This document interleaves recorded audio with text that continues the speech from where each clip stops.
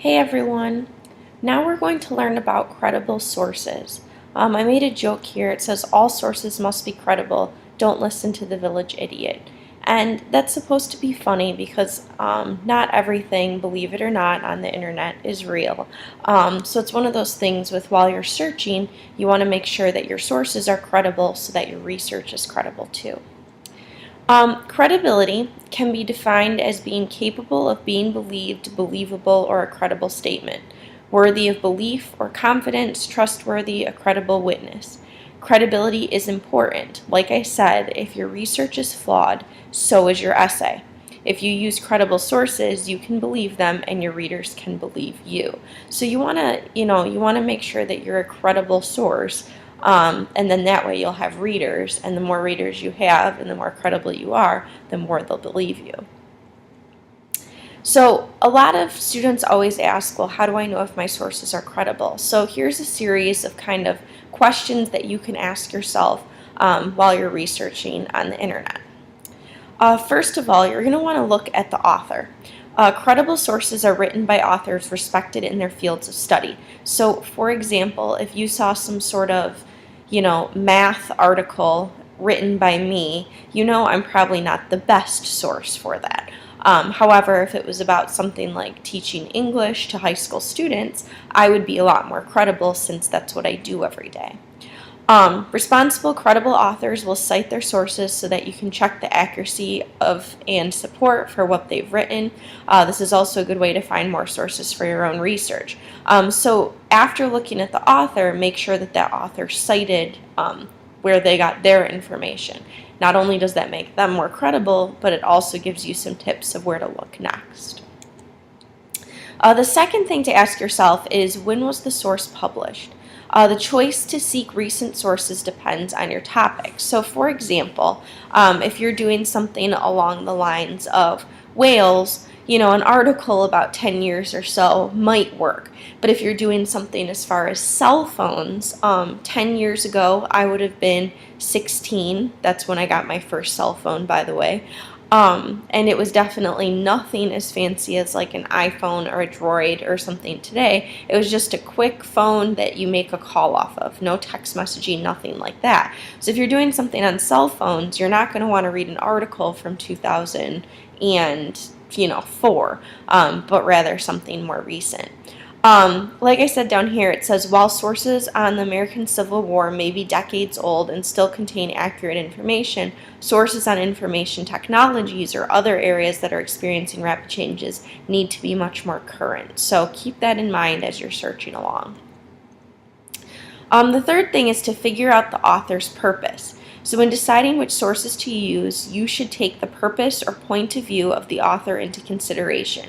Is the author presenting a neutral, objective view of a topic, or is the author advocating one specific view of a topic? Who is funding the research or writing up the source? So this is good to keep in mind. This weekend I watched Blackfish, the documentary about whales being held in captivity, and it was very much right from the get-go against SeaWorld. So although, it is based on facts and has a lot of research involved, it is pretty one-sided. So you're going to want to keep that in mind. So if you pick out one that is more one-sided, you're going to want to definitely make sure that you find some that are more one-sided on the other side, so then that way you have a more balanced piece. Since this is not an argumentative essay, you're going to want to make sure that it is neutral in some sense, since you are informing the audience, not trying to persuade them. A source written from a particular point of view may be credible. However, you do need to be careful that your sources don't limit your coverage to one side of the debate. So keep that in mind.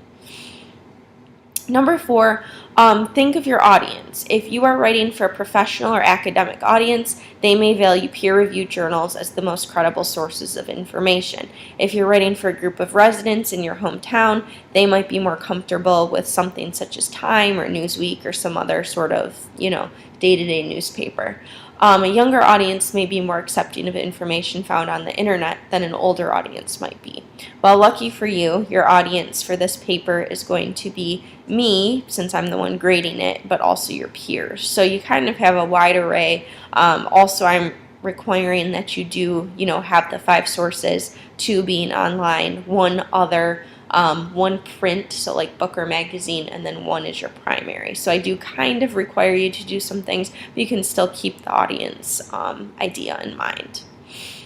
My biggest piece of advice here is to watch out for the internet. So the internet's great, but there's definitely some issues with it at times. So I say here, never use websites where an author cannot be determined unless the site is associated with a reputable institution such as a respected university, a credible media outlet, government program or department, or well-known non-governmental organizations. So I always tell people, edu, .edu.gov, things like that are a lot more credible than .coms most of the time.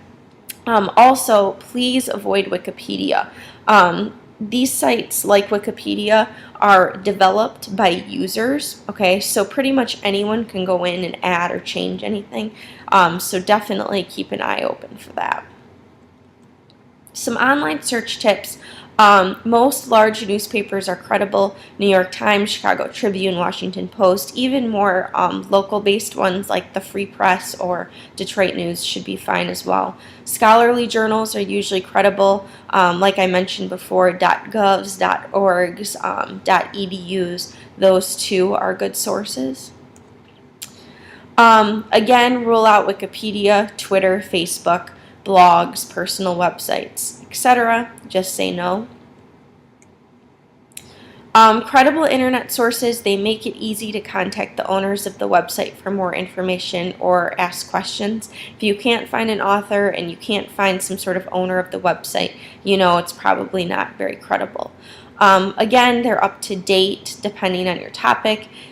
They have no errors, so if the site uses proper spelling and grammar, it's probably okay. Same with if the website doesn't look as though it was designed by a 4-year-old. Look for things like, professionalism, good design. If you see things with like multicolored fonts on like weird patterns, wallpaper displays, etc., it's probably not that great. And also are appropriate. If you're seeing inappropriate language, graphics, photos, that's kind of a red flag that it's probably not going to be credible, again, depending on your topic. So basically, just to kind of sum this up, the internet offers the best information on many topics, the worst information on most topics. So the moral of the story is you can use internet resources for research papers, but you do have to be careful. So what I have here is I searched laptops in school. Okay, so I typed this into Google and then I took a screenshot of that. As you can see here, I had to look up how to print screen on a Mac since I'm new to the Mac world. So anyway, I searched laptops in schools, and what I did was I clicked on the first 6 examples, or 6, URL links or hyperlinks to click on. Here's the first one, and what I made note of for your assignment is that somewhere on your notes that you're taking notes on this, I do want you to take a look at these 6 examples and tell me why or why not they're credible. Okay, so I'm going to give you a few minutes to, kind of get things together, take a look at this website. Definitely keep in mind, the topic, the date, author, etc., the website address. I can't scroll down because it is a screenshot, but you should be able to tell pretty much based on this. So go ahead and write your answer down for the first source.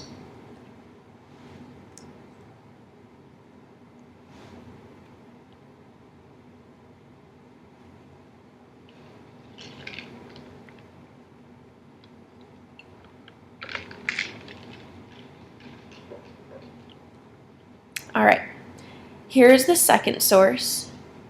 Again, pay attention to certain things such as this, hint, hint, hint, times 130.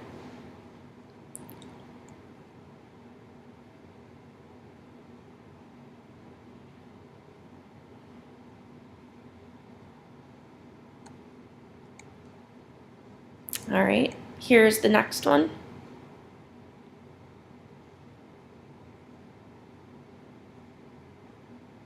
Again, think about what I told you as far as credible sources, news sites, etc.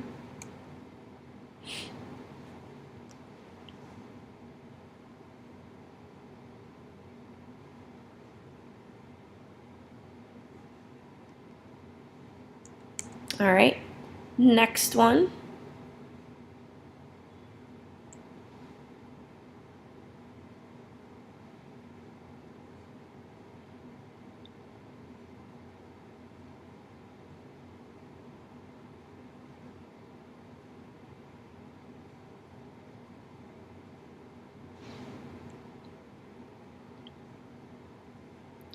All right, number 5.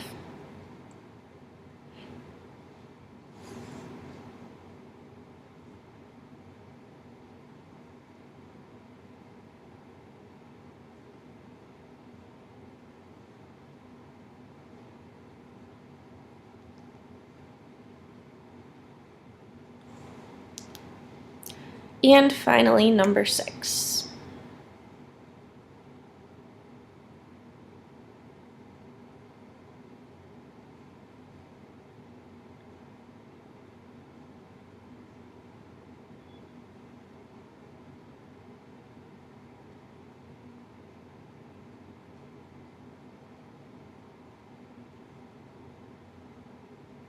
Again, as you're wrapping up, make sure that all of this information and kind of ratings for each of these 6 web pages are added to your notes. I will be collecting these tomorrow, to make sure that you watched and listened, but also just as sort of a good way to check in to see where you're at.